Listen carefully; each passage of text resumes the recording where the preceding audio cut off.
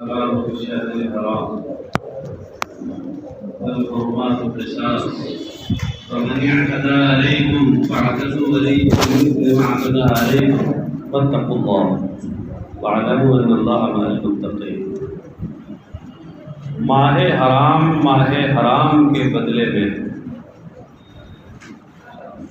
حرام کے بعد اس کی تشریح میں کہا محرم، اشارہ کیا اس بات کی طرف کہ یہ حرام جو شہر کی صفت ہے یہ بطور مجاز مرسل اس مفعول کے معنی میں، ویسے تو حرام اصل کے لحاظ سے مصدر ہے اور بمعنی اس میں مفعول ہے، تو اس میں مجاز مرسل ہے، اور مقابل نکال کر کے اشارہ کیا کہ بش شہر الحرام میں با مقابلہ اور عوض کے لیے ہے۔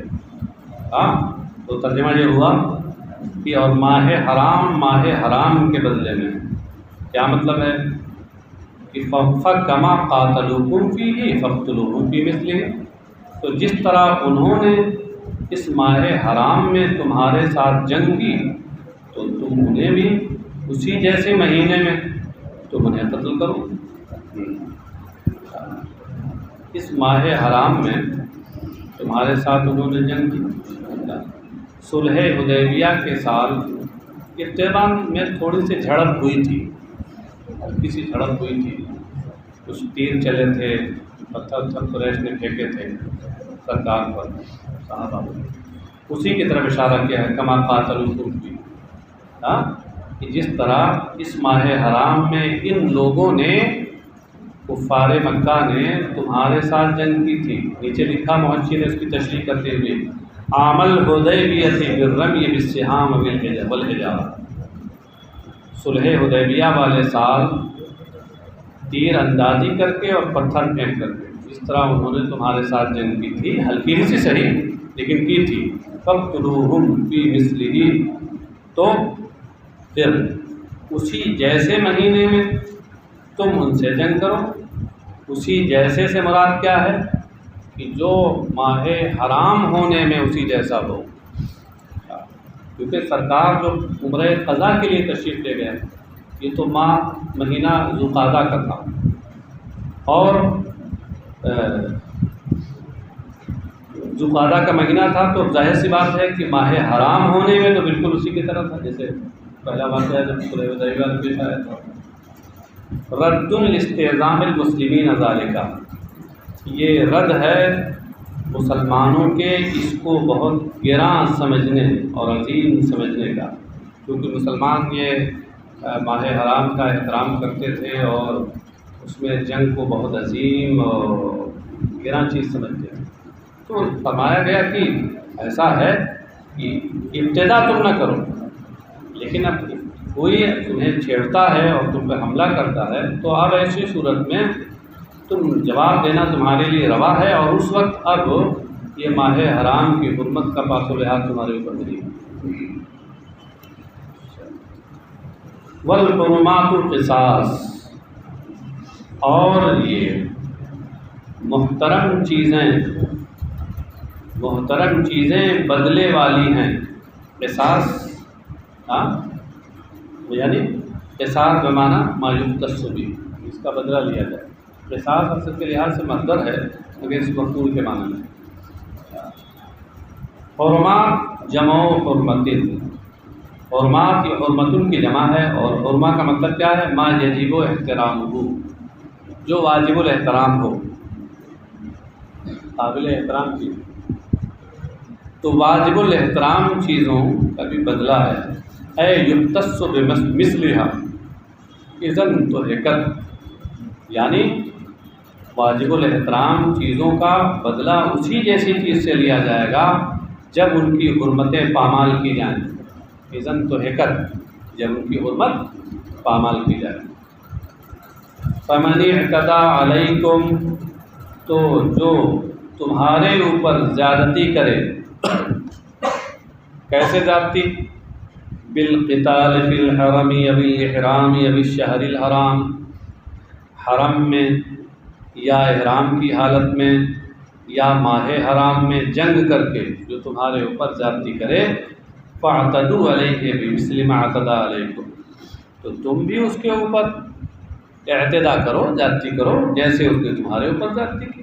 اب آپ غور کیجئے، زیادتی تو اس نے کی ہے، اور یہ جواب میں کہا جا رہا ہے کہ تم بھی کرو ایسا، تو یہ زیادتی کا جو جواب اور بدلہ ہے یہ تو زیادتی نہیں ہے، وہ تو حقیقت کے لحاظ سے زیادتی نہیں ہے، لیکن اس کو پھر زیادتی کہہ دیا گیا، یہ صرف بطور مماثلت، کیونکہ جو شے کا بدلہ ہوتا ہے وہ شے کے مثل ہوتا ہے، معنوی طور پہ صحیح۔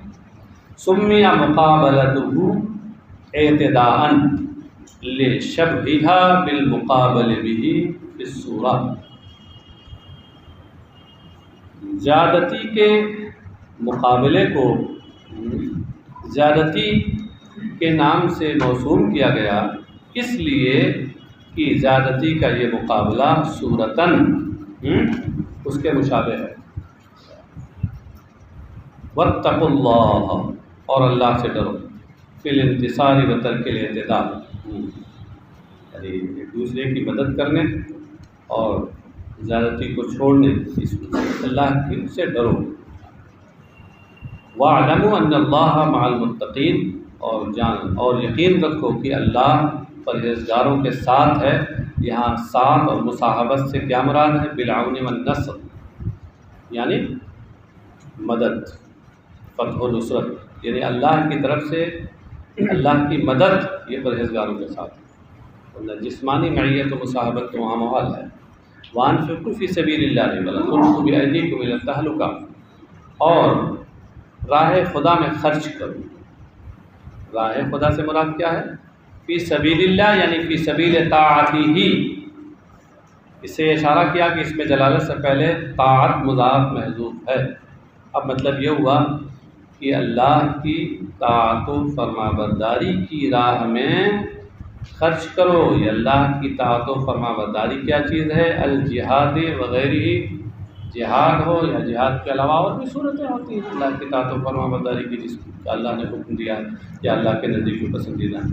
وَلَا تُلْقُوا بِأَيْدِيكُمْ أَنفُسَكُمْ إِلَى التَّهْلُكَةِ، اس میں بتا رہے ہیں کہ با زائدہ ہے، بِأَيْدِيكُمْ میں جو با ہے یہ با زائدہ ہے، اور ایدی دراصل لا تلقوا کا مفعول بھی ہے، اور یہاں ایدی ید کی جمع ہے، اگرچہ اس کے معنی ہاتھ کے ہیں، لیکن اس سے بطور مجاز مرسل پورا جسم مراد ہے،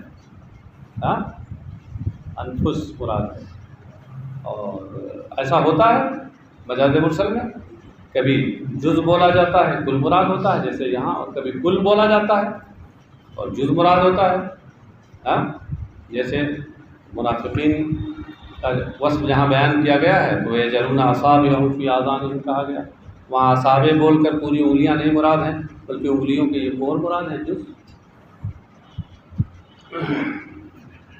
وَلَا تُلْقُوا بِأَيْدِيكُمْ أَنفُسَكُمْ إِلَى التَّهْلُكَةِ الْهَلَاكِ، اور اپنے ہاتھوں کو یعنی اپنے آپ کو ہلاکت میں نہ ڈالو، بازائدہ ہے یہاں، اور تعلقہ ہلاک کے معنی میں ہے، اپنے آپ کو ہلاکت میں نہ ڈالو، کیا مطلب ہے؟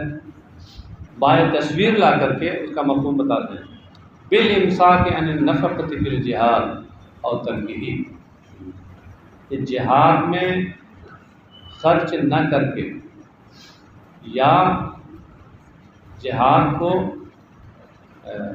چھوڑ کر کے اپنے آپ کو ہلاکت میں نہ ڈالو، کیونکہ اگر تم نے اپنا مال جہاد کی راہ میں خرچ کرنا چھوڑ دیا، جہاد ہی چھوڑ دیا، تو گویا کہ تم خود ہلاکت بول لو گے، اپنے آپ کو ہلاکت میں ڈالو گے۔ لِأَنَّهُ يُقَوِّي الْعَدُوَّ عَلَيْكُمْ، اس لیے کہ یہ طرز عمل، یہ چیز دشمن کو تمہارے اوپر طاقت پہنچائے گا، دشمن تمہارے اوپر قوی ہو جائے گا، غالب آ جائے گا۔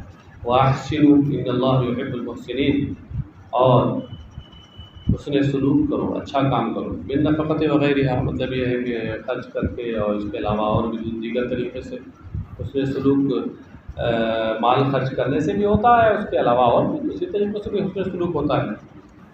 ان اللہ یحب المحسنین، یقیناً اللہ حسن سلوک کرنے والوں کو، نیکی کرنے والوں کو پسند فرماتا ہے۔ کیا مطلب ہے؟ پسند فرمانے سے مراد یہ ہے کہ یسلمہم، یعنی انہیں ثواب دیتا ہے نیکی کا۔ وَأَتِمُّ الْحَجَّ وَالْعُمْرَةَ لِلَّهِ، اور حج اور عمرہ اللہ کے لیے پورا کرو، اللہ کے لیے حج اور عمرہ پورا کرو۔ کیا مطلب ہے؟ یعنی ادوہما بحقوقہما، یعنی ان دونوں کے جو حقوق و آداب ہیں ان کے ساتھ انہیں ادا کرو۔ حج کے جو آداب ہیں اس کے ساتھ حج ادا کرو، عمرے کے جو آداب ہیں عمرہ ادا کرو۔ فَإِنْ أُحْصِرْتُمْ فَمَا اسْتَيْسَرَ مِنَ الْهَدْيِ وَلَا تَحْلِقُوا رُءُوسَكُمْ حَتَّى يَبْلُغَ الْهَدْيُ مَحِلَّهُ۔ اب یہاں سے کچھ حج وغیرہ کے احکام بیان ہو رہے ہیں، ہاں تو اس کو غور سے سنیے گا۔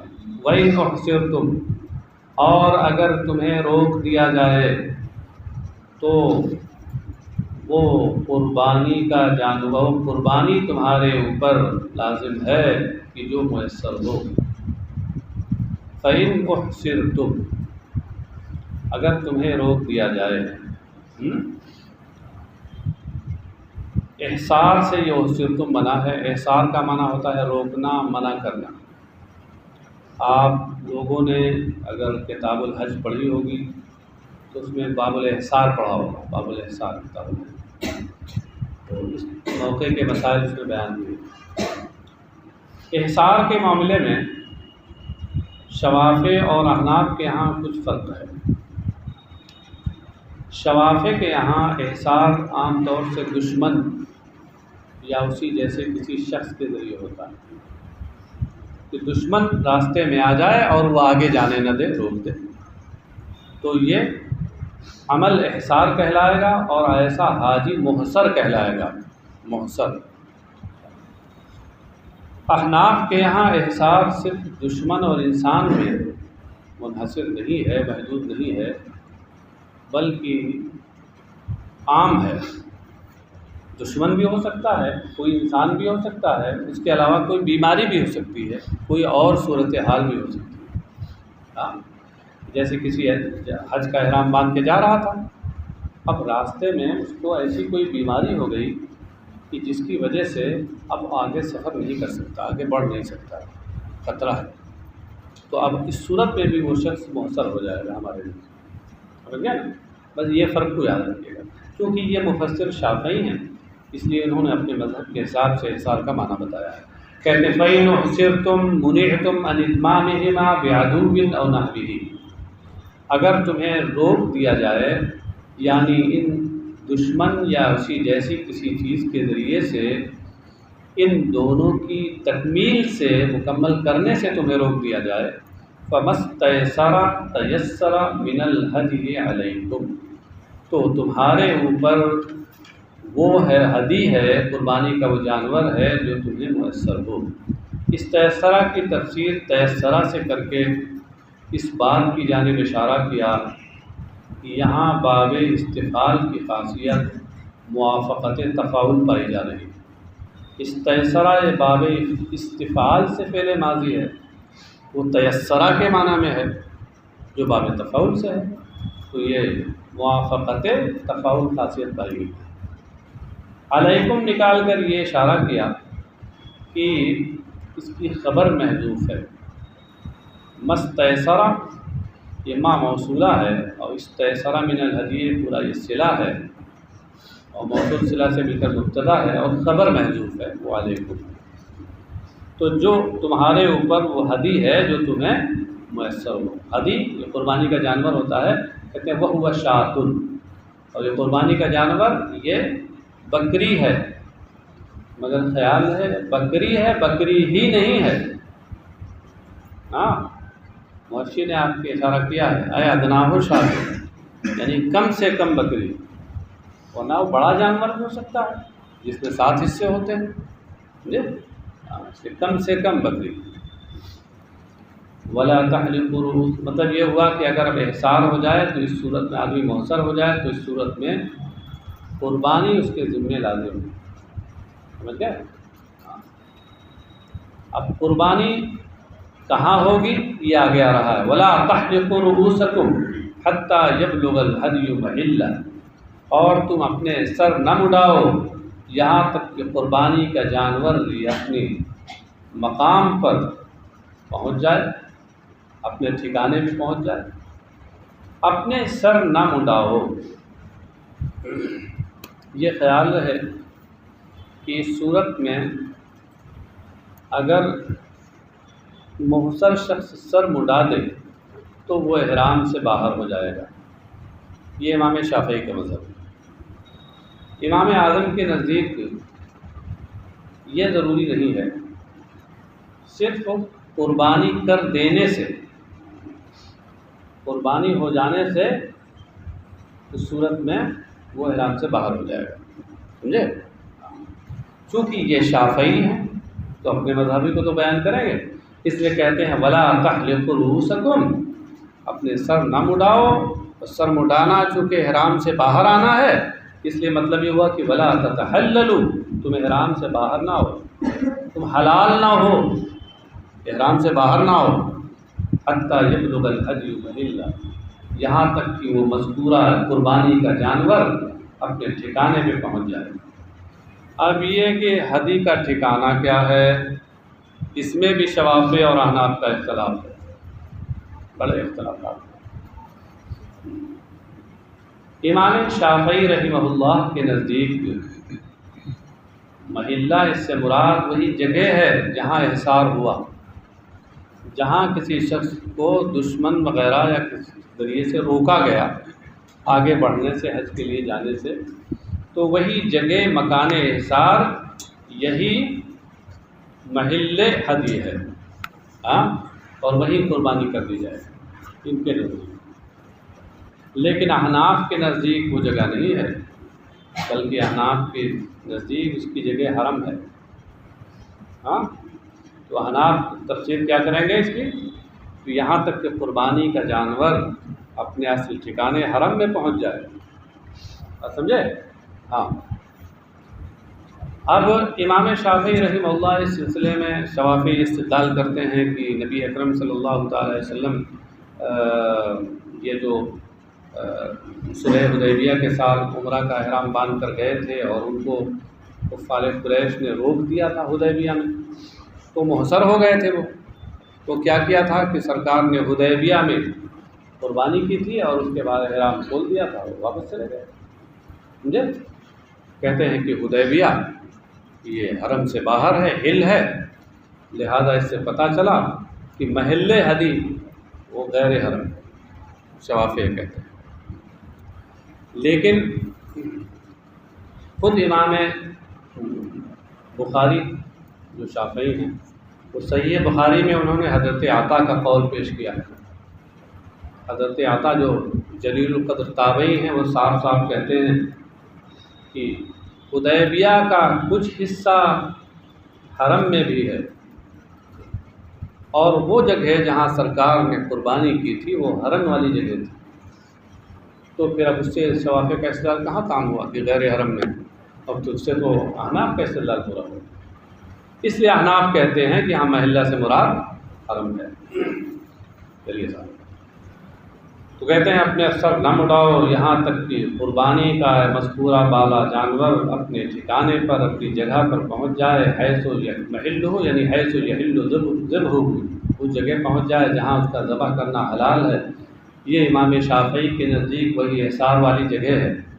فیصفح فیہ بنیۃ التحلل ویفرق علی مساکینہ ویحلق، تو وہاں پر احرام سے باہر آنے کی نیت سے اس قربانی کے جانور کو ذبح کیا جائے گا۔ تحلل کا معنی احرام سے باہر آنا،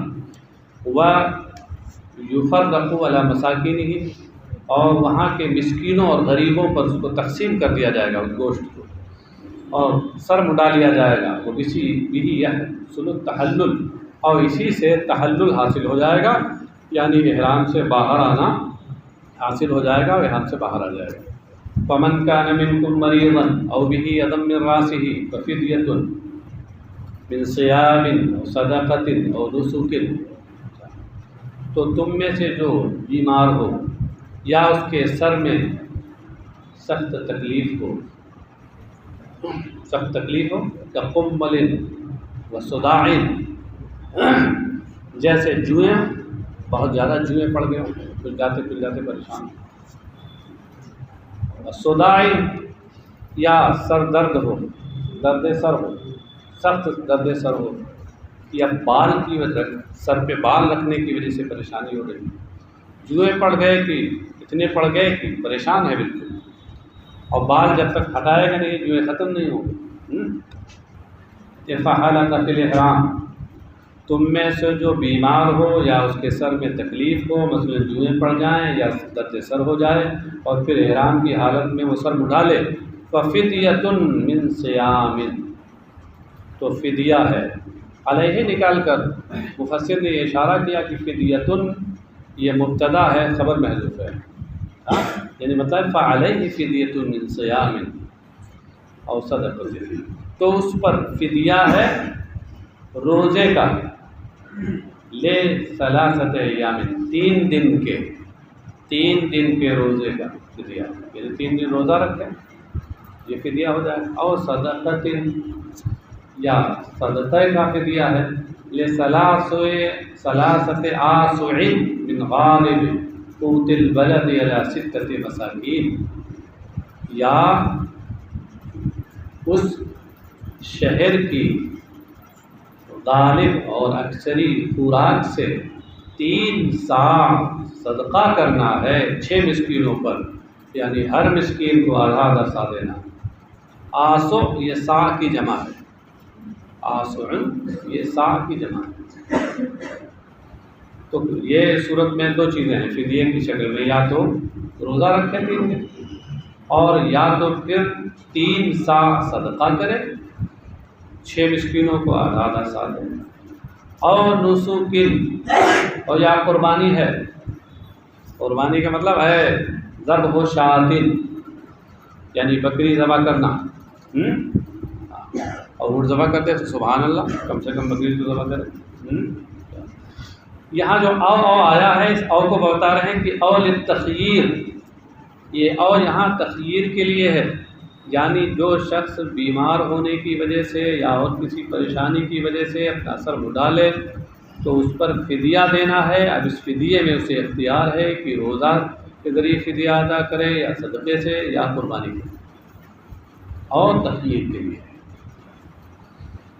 وَأُلْحِقَ بِهِ مَنْ حَلَقَ بِغَيْرِ عُذْرٍ لِأَنَّهُ أَوْلَى بِالْكَفَّارَةِ، کہتے ہیں اور اسی محصر کے ساتھ اس شخص کو بھی لاحق کر دیا گیا ہے جو بغیر کسی عذر کے سر مڈا لے، احرام باندھ کر کے چلا تھا اور اب اسی کوئی مجبوری نہیں تھی کہ سر میں جوئیں پڑ گئے ہوں یا درد سر ہو یا کوئی پریشانی ہو، مگر سر مڈا لیا اسے بغیر عذر کے، تو کہہ رہے ہیں کہ اس کو بھی کفارہ دینا ہے، فدیہ دینا ہے۔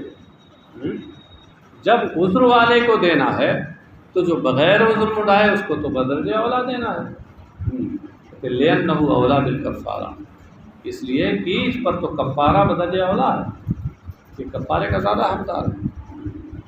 وَقَضَى مَنِ اسْتَمْتَعَ بِغَيْرِ الْحَلْقِ كَالطِّيبِ وَاللُّبْسِ وَالدُّهْنِ لِعُذْرٍ أَوْ غَيْرِهِ، کہتے ہیں ایسے ہی وہ شخص بھی اسی کے ساتھ لائق ہے کہ جس نے سر مڈانے کے علاوہ کسی اور چیز کے ذریعے فائدہ اٹھایا، یعنی احرام میں جو چیزیں ممنوع ہیں ان میں سے تو ایک سر مڈانا ممنوع ہے، اس کے علاوہ خوشبو لگانا ہے، سلا ہوا لباس پہننا ہے، تیل لگانا ہے، یہ ساری چیزیں ممنوع ہیں احرام کی حالت میں، سمجھے؟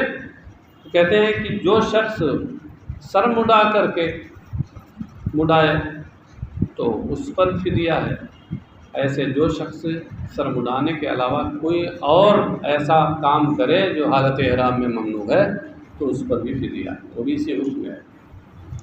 وَقَضَى مَنِ اسْتَمْتَعَ بِغَيْرِ الْحَلْقِ، یوں ہی وہ شخص ہے جو فائدہ اٹھائے حلق کے علاوہ کسی اور چیز سے، جیسے خوشبو لگانا، سلا ہوا کپڑا پہننا، یہاں لبس سے مراد ہے اللبس الخاص، الاسلام خارجی کا ہے، خاص کپڑا مراد ہے سلا ہوا جو حالت احرام میں منع ہے، بغیر سلا ہوا تو حالت احرام میں پہنتا ہی آدمی، تو منع تو ہے. ودونی اور تیل لگانا، لے عذری اور غیری، یہ کسی عذر کی وجہ سے ہو یا عذر کے بغیر ہو. فَإِذَا أَمِنْتُمْ فَمَنْ تَمَتَّعَ بِالْعُمْرَةِ إِلَى الْحَجِّ فَمَا اسْتَيْسَرَ مِنَ الْهَدْيِ. تو پھر جب تم امن کی حالت میں ہو جاؤ، جب تم امن کی حالت میں ہو جاؤ، امن کا مطلب کیا ہے؟ امنتم العدو، دشمن سے تم امن کی حالت میں ہو جاؤ. بِأَنْ ذَهَبَ أَوْ لَمْ يَكُنْ. اب یہ اب تشریح انہوں نے اپنے مذہب کے حساب سے کی. ہمارے یہاں امن اب دشمن کے ساتھ خاص نہیں ہے، بلکہ جیسے اوپر عموم تھا وہاں احصار میں، ایسے یہاں بھی عموم ہوگا کہ جب ان چیزوں سے تم معمول ہو جاؤ جن سے احصار تمہارا واقع ہوا ہے. تو جب تم دشمن سے بے خوف ہو جاؤ، امن کی حالت میں ہو جاؤ، بے ان ذہبا، اس طور پر کہ دشمن وہاں سے چلا گیا ہو، اور لم یکن، یا دشمن ہو ہی نہ. فمن تمتع بالعمرہ، تمتع کی تفسیر میں استمتاع کرنا. اب آپ لوگوں کے لیے تو دونوں برابر ہیں، کوئی کسی سے زیادہ واضح نہیں ہے، لیکن عربوں کے نزدیک استمتاع یہ زیادہ واضح ہے بنسبت تمتع، اس لیے تمتع کی تفسیر استمتاع سے کی ہے، اور اشارہ اس بات کی طرف کیا ہے کہ اس میں باب تفاعل کی خاصیت موافقت استفعال پائی جائے. کبھی تفاعل استفعال کے ہم معنی ہوتا ہے، کبھی استفعال تفاعل کے ہم معنی ہوتا ہے، ایک دوسرے کی موافقت پائی جائے. تو جو عمرہ سے فائدہ اٹھائے، عمرہ سے فائدہ اٹھائے کا کیا مطلب ہے؟ بسبب فرابہ منہا اور التحلل عنہا بمحظورات الاحرام، یعنی عمرہ سے فارغ ہونے کی وجہ سے فائدہ اٹھائے، والتحلل عنہا، اور عمرہ کے احرام سے باہر آ کر فائدہ اٹھائے. تحلل کا معنی کیا ہوتا ہے؟ احرام سے باہر آنا. بمحظورات الاحرام، اس سے اشارہ کیا امام سیوطی نے اس بات کی طرف کہ یہاں پر بالعمرہ میں جو با ہے یہ دراصل با تمتع کا صلہ نہیں ہے، بلکہ با سببیہ ہے، اور صلہ کے ساتھ اس کا متعلق عبارت میں محظور ہے، وہ ہے بے محظورات الاحرام. تو اس کے معنی یہ ہوئے کہ جو شخص عمرہ سے فارغ ہونے کی وجہ سے اور احرام سے باہر آ جانے کی وجہ سے اب احرام کی جو ممنوع چیزیں ہیں ان سے فائدہ اٹھائے. ظاہر ہے جب عمرہ سے باہر آ جائے گا اور احرام سے باہر آ جائے گا تو جو احرام کی حالت میں چیزیں منع تھیں وہ اب اس کے لیے جائز ہو جائیں گی. ان سے جو فائدہ اٹھائے الی الحج، حج کی طرف جاتے ہوئے، الاحرام بھی، یعنی حج کا احرام باندھتے ہوئے. کیا مطلب ہے کہ اس شخص نے کیا کیا کہ عمرے کا احرام باندھا، عمرہ کر لیا، اور عمرہ کرنے کے بعد اب کیا کیا کہ خود حج کے مہینے چل رہے تھے، انہی مہینوں میں حج کا احرام باندھ لیا. تو اب یہ تمتع بالعمرۃ الی الحج ہو گیا. مفسر کہتے ہیں بِأَنْ يَكُونَ أَحْرَمَ بِهَا فِي أَشْهُرِهِ، اس طور پر کہ اس نے اشہر حج میں عمرہ کا احرام باندھا، اشہر حج میں عمرہ کا احرام باندھا. دیکھیں حج کی 3 قسمیں ہیں، حج کے بیان میں آپ نے پڑھا ہوگا، حج افراد، حج تمتع، حج قران. حج افراد کا مطلب تو یہ ہوا کہ تنہا حج کا احرام باندھے اور وہی کرے بس. اور حج تمتع یہ ہے کہ حج کے مہینے میں اس نے تنہا حج کا احرام اور تنہا پہلے عمرہ کا احرام باندھا اور جا کر عمرہ کر لیا، احرام سے باہر آ گیا، اور اس کے بعد اب جب حج کا زمانہ قریب آیا تو اس نے حج کا احرام جا کے باندھ لیا حرم سے. یہ تمتع کہلاتا ہے. اس میں کیا ہے کہ عمرہ اور حج دونوں ہوتے ہیں، اور اشہر حج میں ہوتے ہیں. ارے حج تو اشہر حج میں ہوگا ہی، عمرہ بھی اشہر حج میں ہوتا ہے اور پہلے ہوتا ہے. یہاں باہر کے لوگ زیادہ تر تمتع ہی کرتے ہیں. ہندوستانی لوگ زیادہ پہلے جاتے ہیں، عمرہ کرتے ہیں، اس کے بعد پھر احرام کھول دیتے ہیں. اور اس کے بعد پھر کیا ہوتا ہے، پھر جب حج کا وقت قریب آتا ہے تو عام طور سے 8 ذی الحجہ کو جاتے ہیں، کعبہ شریف کا طواف کرتے ہیں، احرام باندھ لیتے ہیں. یہ ہوا تمتع. اور ایک ہوتا ہے قران. قران کا مطلب یہ ہوتا ہے کہ حج اور عمرہ دونوں کا احرام ساتھ ساتھ باندھے. یہ ہے قران. یا کم سے کم دونوں کا احرام اس طور پر باندھے کہ ابھی اس نے پہلے تو عمرہ کا احرام باندھا تھا اور عمرہ مکمل نہیں کر پایا تھا کہ حج کی نیت کر لی، تو یہ بھی اب عمرہ کے ساتھ گویا حج شامل ہو گیا. تو یہ بھی قران کی صورت ہے. اب ایک چیز یاد رکھیے، ہم حنفیوں کے نزدیک قران سب سے افضل ہے، پھر تمتع، اور اس کے بعد پھر افراد. امام شافعی کے ہاں اس کے الٹا ہے. ان کے یہاں افراد افضل ہے، پھر تمتع، پھر قران. چلیے وہ سب بحثیں الگ ہیں، طرح کی بحثیں.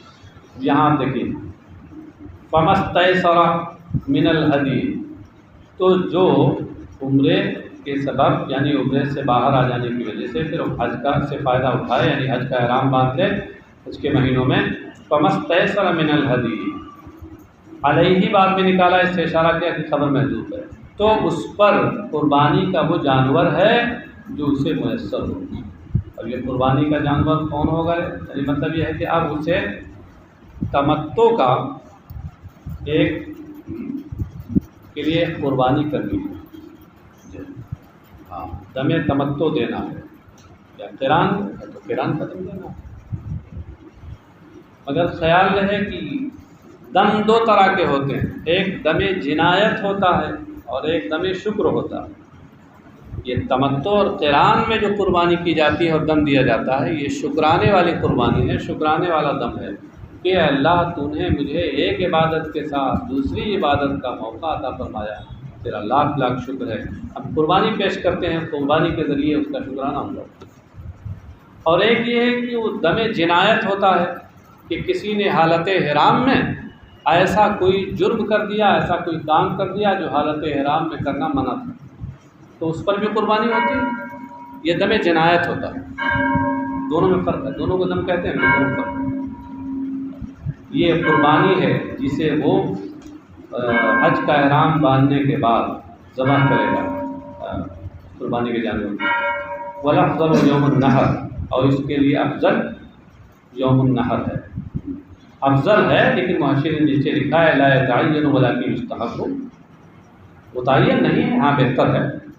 فمن لم یجد فصیام 3 ایام فی الحج و7 اذا رجعتم تلک عشرۃ کاملہ. تو جو ہدی نہ پائے، یعنی جس کے پاس قربانی کا جانور نہ ہو، کیسے نہ ہو، لفقد ہی اور فقد ثمن ہی، یا تو جانور مکے مفقود ہونے کی وجہ سے کہ جانور ہی نہیں مل رہا ہے قربانی کا، یا جانور تو مل رہا ہے مگر جانور خریدنے کی قیمت تو نہیں اس کے پاس ہے. دونوں صورتیں من لم یجد میں آ جائیں.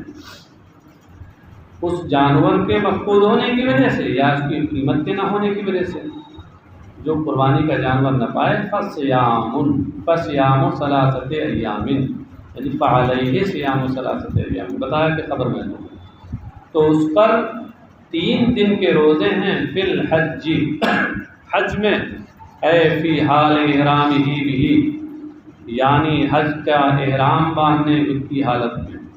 کہتے ہیں فیجب حینئذ ان یحرم قبل السابع من ذی الحجہ والافضل قبل السادس لکراہۃ صوم یوم عرفہ للحاج ولا یجوز صومها ایام التشریق علی صحیح قول الشافعی. کہتے تو اس پر لازم ہے اس وقت کہ وہ 7 ذی الحجہ سے پہلے احرام باندھے. 7 ذی الحجہ سے پہلے جب احرام باندھے گا تو 3 دن کے اسے روزے رکھنے ہیں. 7 کو ایک روزہ رکھے گا، 8 کو رکھ لے گا، اور ایک پھر 9 کو رکھے گا. تو 9 کو بھی روزہ رکھنا اس صورت میں لازم آئے گا. 9 کی جو تاریخ ہے 9 ذی الحجہ کی، یہ یوم عرفہ ہے، اور حدیث میں یوم عرفہ کے روزے کو ناپسند کیا گیا ہے، مکروہ ہے۔ ہاں، یوم عرفہ کا روزہ حاجی کے لیے، آپ کے لیے نہیں، ہاں حاجی کے لیے مکروہ ہے، اس لیے کہ کہیں ایسا نہ ہو کہ اتنی دور سے وہ حج کرنے گیا ہے اور روزے کی وجہ سے اس کے اندر ذوق و ناتوانی آ جائے، اور پھر جس اطمینان کے ساتھ اور جس لگن کے ساتھ وقوف عرفہ اسے کرنا ہے وہاں میدان عرفات میں وہ نہ کر سکے، ہاں تو اس لیے اس کے لیے مکروہ ہے۔ اچھا، رکھے گا روزہ ہو جائے کہ افضل یہ ہے کہ 6 ذی الحجہ سے پہلے یہ روزہ رکھے، یہ احرام اس کا باندھے 6 ذی الحجہ سے پہلے۔ جب 6 ذی الحجہ سے پہلے احرام باندھے گا تو اس کو 6، 7، 8 یہ 3 دن مل جائیں گے، ان میں وہ روزہ رکھے گا، اور 9 تاریخ جو وقوف عرفہ کی تاریخ ہے اس دن بغیر روزے کے رہے تاکہ ذوق و ناتوانی پیدا نہ ہو۔ کہتے لکراہت یوم عرفہ للحاج، حاجی کے لیے یوم عرفہ کے روزے کے مکروہ ہونے کی وجہ سے، ولا یجوز صومها ایام التشریق، اور ایام تشریق میں ان روزوں کو رکھنا سے یہ جائز ہی نہیں ہے۔ اصح قول الشافعی، امام شافعی کے 2 اقوال میں سے صحیح ترین قول، ہاں امام شافعی کے 2 قول ہیں اس سلسلے میں کہ ایام تشریق میں روزے رکھنا صحیح ہے کہ نہیں ہے۔ ایک قول یہ ہے کہ صحیح ہے، ایک قول ہے کہ صحیح نہیں۔ کہتے ہیں صحیح ترین قول یہی ہے کہ صحیح نہیں، ہمارا بھی مذہب ہے کہ صحیح نہیں، ایام تشریق تو روزے حرام ہے نا۔ وَسَبْعَةٍ إِذَا رَجَعْتُمْ، اور 7 روزے اس وقت جب تم لوٹو، ہاں رجعتم کے 2 معنی بتائے گئے ہیں۔ ایک معنی تو خود بتا رہے ہو کہ اِلیٰ وطنکم مکۃ أو غیرہا، جب تم اپنے وطن مکہ یا مکہ کے علاوہ کہیں لوٹو، تمہارا جہاں وطن ہو، مکہ ہو یا مکہ کے علاوہ ہو، وہاں جب لوٹ آؤ تو پھر 7 روزے رکھو۔ وقیل اذا فرغتم من اعمال الحج، کہا گیا ہے اذا رجعتم کا مطلب کیا ہے؟ اذا فرغتم من اعمال الحج، تم لوٹ آؤ یعنی حج کے اعمال سے فارغ ہو جاؤ، لوٹ آؤ۔ اس کو قیلہ سے بیان کیا ہے، یہی حنفیہ کا مذہب ہے۔ ہمارے ہاں یہی ہے کہ اعمال حج سے فراغت کے بعد 7 روزے وہی رکھ سکتا ہے۔ یا دیکھیے اس سے پہلے کیا ہے؟ فَمَن لَّمْ يَجِدْ فَصِيَامُ ثَلَاثَةِ أَيَّامٍ، یہاں غائب کا صیغہ استعمال کیا۔ وَسَبْعَةٍ إِذَا رَجَعْتُمْ، اس میں غائب کے بعد حاضر کا صیغہ استعمال کر لیا، تو غیبوبت سے حضور کی طرف التفات ہو گیا۔